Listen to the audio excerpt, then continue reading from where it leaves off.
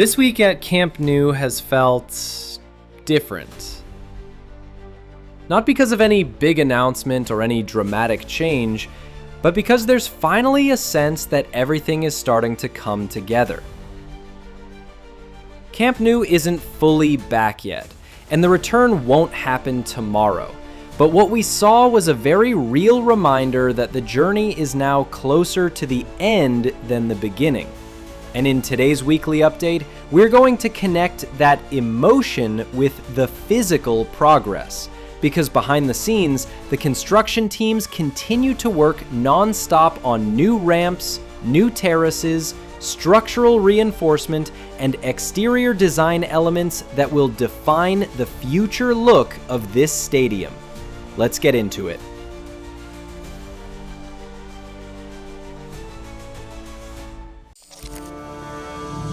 One thing is clear, after the open training session that welcomed 23,000 supporters, the project feels more alive. The club proved that the newly finished areas, especially the Tribune and the South Stand, can handle a real flow of people. Security, access points, internal movement, and evacuation routes all performed well. But Barcelona will continue playing at Montjuic until Phase 1B is approved. That is the moment when capacity jumps to around 47,000 seats, which is financially much more sustainable. And while we wait for that approval, construction continues across nearly every sector of Camp Nou. This week brought progress in several key areas, some small, some big, but all important.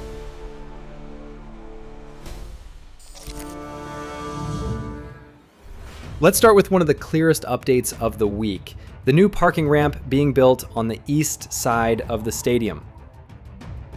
Just to be clear, unlike some rumors online, the VIP parking is already finished on the Tribune side.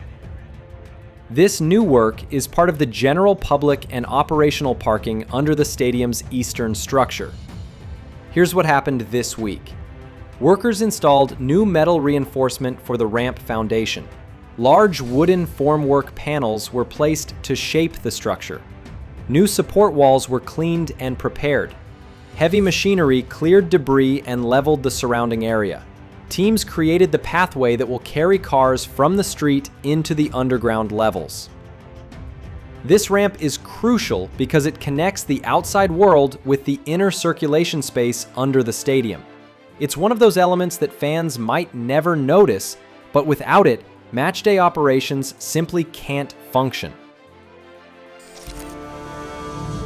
Next, we move to the north goal, where one of the most important structural tasks continues. Closing the large opening where the new voladizo, overhanging structure, connects to the third tier. This week, workers were cutting and adjusting metal pieces, preparing concrete edges, reinforcing the visible gaps between the terraces, installing safety platforms over the big void, getting ready to pour concrete around the new steel structures.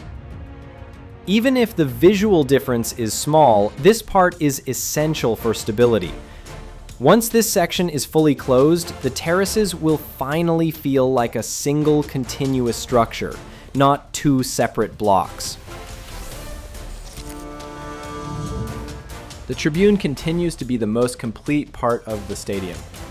This week we saw more concrete finishing, cleaned staircases, fully installed glass railings, updated signage, lighting tests in the corridors, internal areas ready for supporters. This is the part of the stadium that fans entered during the open training, and the feedback online was overwhelmingly positive. People expected to see a construction site. Instead, they saw something that already looks like a modern stadium. The corners are always complex. They connect different heights, different structures, and different circulation routes.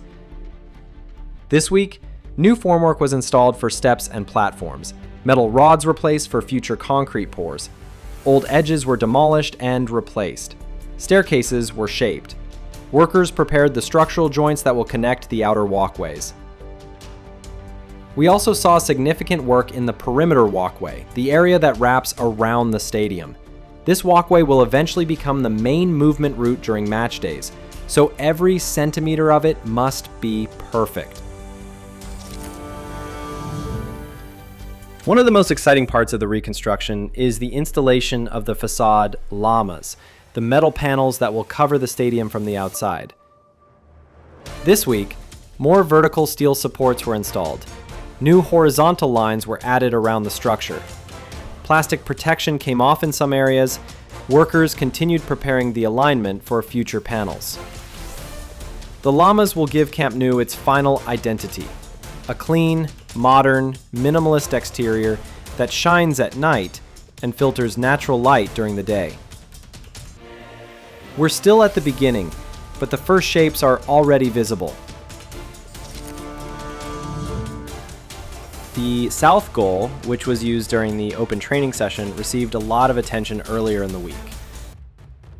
After the event, workers cleaned the staircases, reviewed all concrete surfaces, repaired or reinforced any minor imperfections, verified evacuation routes, optimized lighting and circulation paths.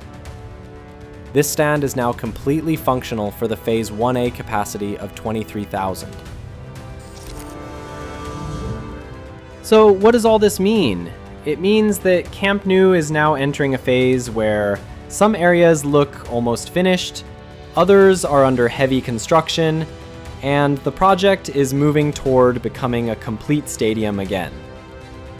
It's no longer just a skeleton.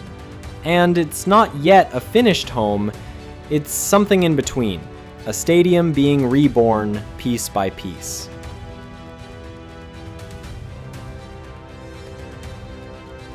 And that wraps up this week's update on the Spotify Camp Nou.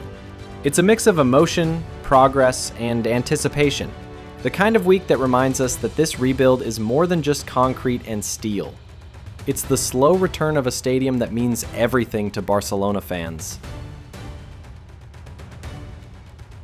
If you're enjoying these weekly updates, don't forget to like the video, drop a comment below, and subscribe to the channel. Your support helps us keep covering this historic project week after week. Thank you for being here, and we'll see each other again next week, right here on SportsRender.